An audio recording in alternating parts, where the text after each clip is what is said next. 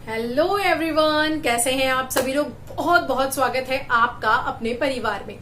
आज की वीडियो में माय डियर हम लोग बात करने वाले हैं कुछ जिसे बोलते हैं सेंसिटिव टॉपिक के ऊपर।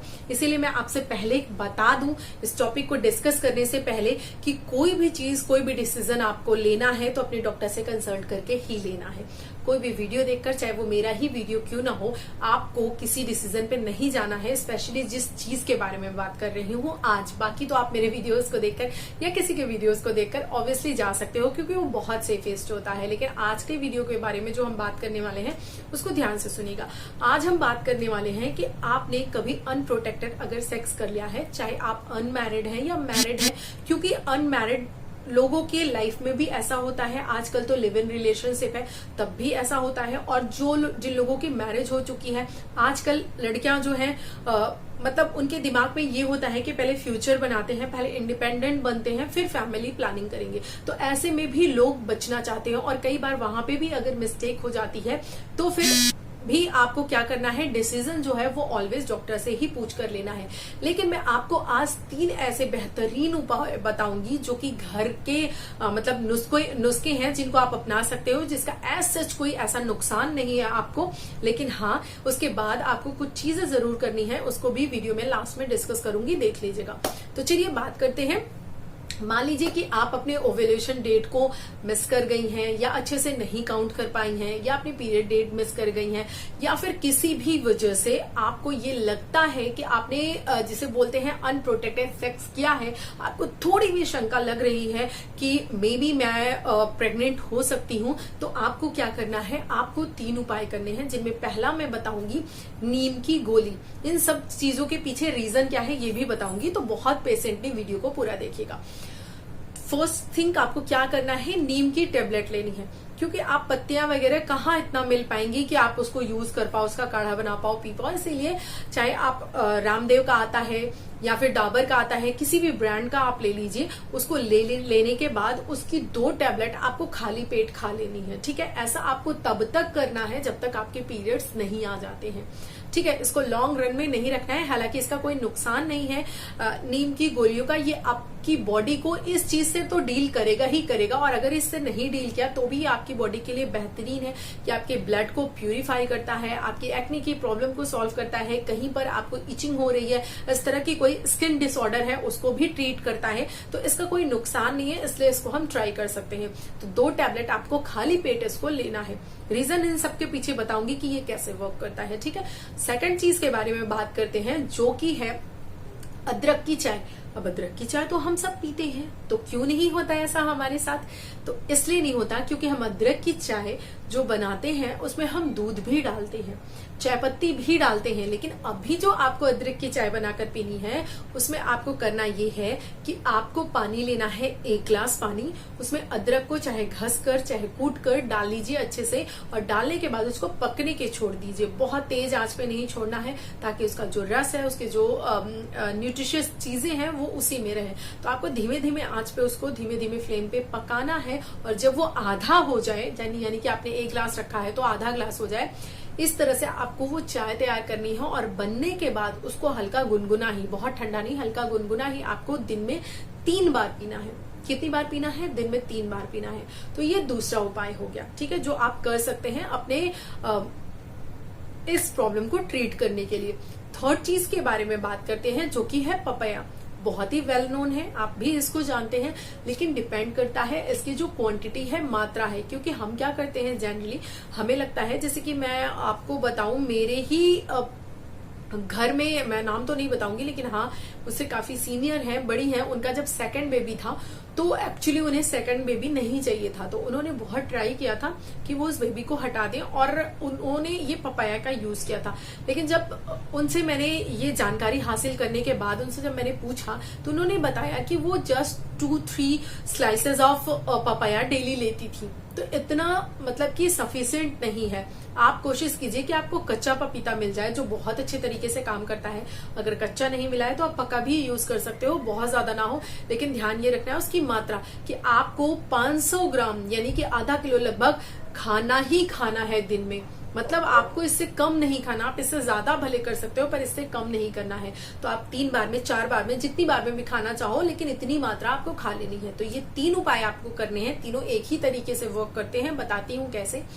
एक बार रिपीट कर देती हूँ। नीम की टैबलेट आपको लेनी है सुबह में खाली पेट, ठीक है। 2, अदरक का चाय लेना है दिन में 3 बार, तरीका मैंने आपको बता दिया। 3rd है पपाया लेना है। अब कोई जरूरी नहीं कि आप तीनों को करो, 3 में से कोई भी 2 आप कर सकते हो या फिर कोई एक कर सकते हो, जैसा आपको प्रीफर लगे, जैसा चीजें मिल जाए आपको, ये आप ट्राई कर सकते हो। अब हम बात करते हैं इस चीज की कि ये वर्क कैसे करती है। एक्चुअली ये आपकी बॉडी में ब्लड सर्कुलेशन को, स्पेशली आपका जो ओव्यूलेशन, जो आपका फीमेल ऑर्गन जिसे बोलते हैं, आपका यूट्रस हो गया, आपका फेलोपियन ट्यूब हो गया, इन सब की जगहों पे क्या करता है, बहुत ज्यादा जिसे बोलते हैं ब्लड सर्कुलेशन बढ़ा देता है, जिसकी वजह से क्या होता है, बेबी इम्प्लांट नहीं हो पाता अच्छे से, ये प्रॉब्लम हो जाती है। तो इस वजह से क्या होता है, आपका गर्भ नहीं ठहरता है। तो ये इसके पीछे रीजन था। लेकिन फिर भी मैं आपको बता दूं, कई बार होता है ना, कहा जाता है कि कुदरत ने जो लिखा है वो तो होकर ही रहता है। जैसे मैंने भाभी के केस में बताया आपने, एक्चुअली देखो मैंने उनका नाम ले ही लिया, खैर कोई नहीं। अब भाभी तो बहुत है, पता नहीं किसके बारे में बात कर रही हूँ, आई होप वो गेस ना कर पाए मेरे वीडियो से। खैर छोड़िए। तो ये जो मैं आपको बता रही थी कि इन चीजों को आपको क्या करना है, इस तरीके से लेना है, लेकिन साथ ही साथ आपको ये ध्यान रखना है कि जो कुदरत चाहती है होता यही है। कई बार ये सारी चीजें बहुत सारे लोगों में काम कर देती हैं, लेकिन बहुत सारे लोगों में ये चीजें काम नहीं भी करती हैं, क्योंकि हर बॉडी अलग है, हर बॉडी का रिएक्शन अलग है। तो इसीलिए आपको बहुत ज्यादा श्योर होकर बहुत लंबे समय तक वेट नहीं करना है। आप इन चीजों को खाते पीते रहिए, जब तक आपके पीरियड्स नहीं आ जाते तब तक आपको खाना है। और उसके बाद जब आपके पीरियड की डेट है, जैसे ही वो डेट मिस होती है या उसके कुछ समय पहले भी बॉडी में सिम्टम आने लगते हैं, उससे आप खुद ही समझ सकते हो आप प्रेग्नेंट हो या नहीं। अगर आप उन सिम्टम्स को जानना चाहते हो कि पीरियड मिस होने से पहले ही कौन से ऐसे बॉडी में सिम्टम आते हैं जिससे हमें पता चल जाता है कि हम प्रेग्नेंट हैं, तो आप मेरा वीडियो जाकर दे सकते हो, प्लेलिस्ट में पड़ा हुआ होगा, तो वहां से आपको अच्छे से पूरा डिटेल में पता चल जाएगा।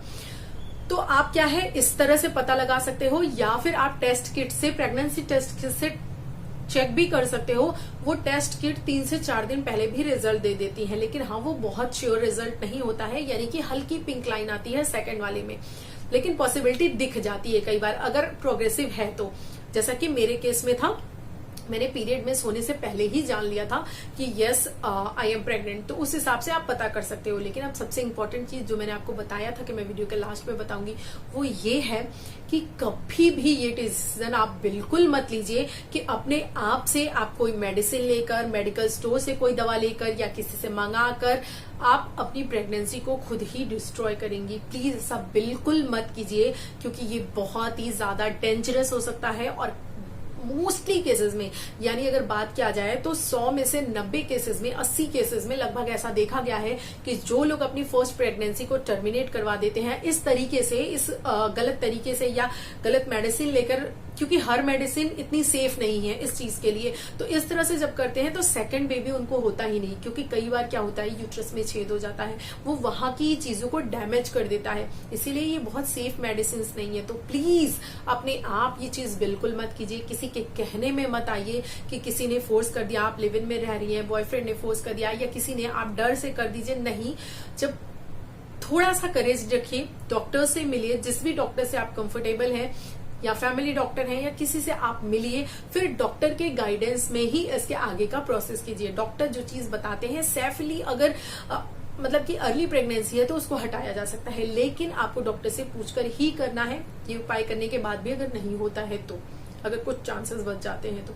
आई होप चीजें आपको समझ में आई होंगी। मैं ऐसा इसलिए कह रही हूँ क्योंकि मैं आपको बताऊं, लगभग 4 से 5 महीने पहले आई थिंक जब भी ये मैसेज आया था, तब मैंने आप लोगों के साथ शेयर किया था, तो आज भी मैं शेयर कर दे रही हूँ। मेरे पास एक्चुअली 2-3 ऐसे मैसेज आए थे, नाम तो मैं यहाँ नहीं डिस्क्लोज कर सकती, कि उन लोगों की मैरिज मतलब शादी से पहले जो है प्रेगनेंसी ठहर गई थी, और उनमें से कुछ लोग तो ऐसे थे जिन लोगों ने मेडिसिन ऑलरेडी ले ली थी और वो मेडिसिन उनको वर्क नहीं कर रही थी। तो मुझे उन्होंने मैसेज किया था कि मैम मैंने ये मेडिसिन ले ली है और ये वर्क नहीं कर रही है, तो अब मुझे क्या करना चाहिए। इस तरह से मैसेज था और कुछ लोगों का ये था कि उनको मतलब कि डॉक्टर के पास नहीं जाना है, बस उपाय कहीं और से मिल जाए। तो ये चीज था। तो प्लीज ऐसा मत कीजिए, अपनी जिंदगी के साथ खिलवाड़ मत कीजिए।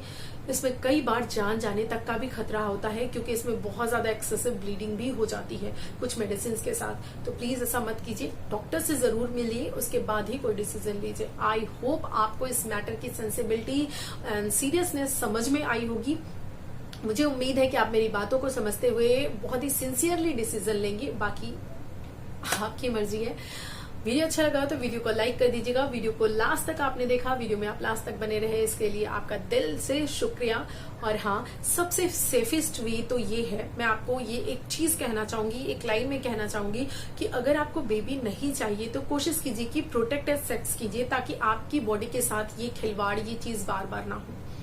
क्योंकि मैंने बहुत सारे लोगों के साथ ऐसा सुना है, देखा है कि उनको प्रोटेक्टेड सेक्स करना ही नहीं है और उसके बाद इस प्रॉब्लम जब आ जाती है, सर पे बैठ जाती है ये प्रॉब्लम, फिर परेशान होते हैं। तो ऐसा मत कीजिए। जिंदगी आपकी है, लड़कों का इसमें कुछ भी नहीं जाता है, लिटरली कुछ भी नहीं जाता है।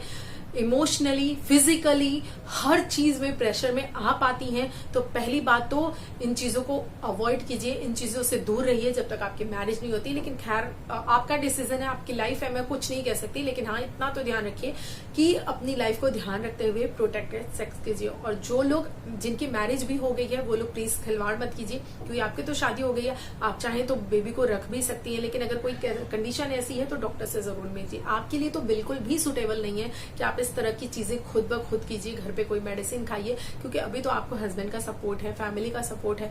तो आप ये चीजें खुद डॉक्टर से कंसल्ट कीजिए। आई होप चीजें समझ में आई होंगी। नए वीडियो में कुछ नई इन्फॉर्मेशन के साथ मिलूंगी, तब तक के लिए bye bye and take care.